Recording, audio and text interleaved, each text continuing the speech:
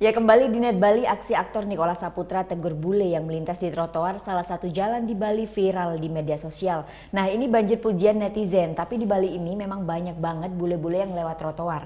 Karenanya polisi juga mengajak peran penting warga sekitar. Ini dia aksi aktor Nicholas Saputra saat menegur turis asing alias bule yang melintas di trotoar jalan di area Kerobokan Bali Sabtu lalu.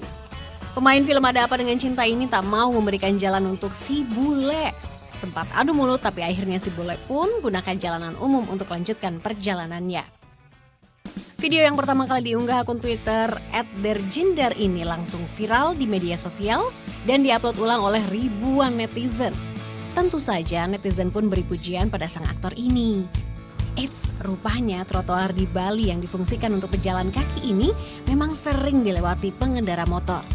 Ya, kawasan Jalan Peti Tengah di Kerobokan Bali ini memang sangat rawan macet apalagi di waktu sore hari.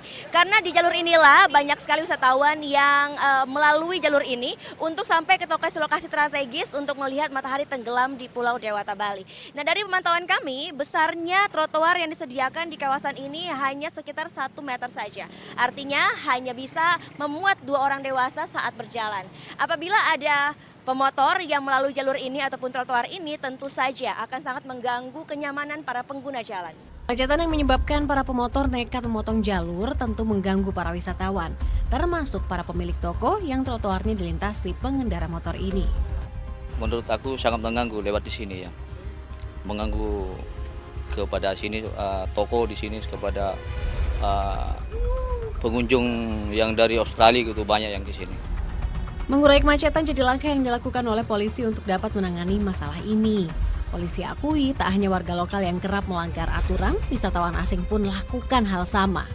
Jadi kebetulan juga kalau di video yang sedang viral ini kan Bapak Nicholas Saputra menghentikan pengendara sepeda motor itu warga negara asing ya.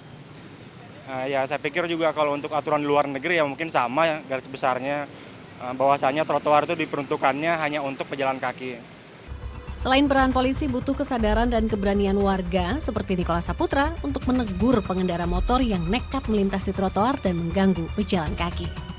Gita Natalia, Andi Setiawan melaporkan untuk NET.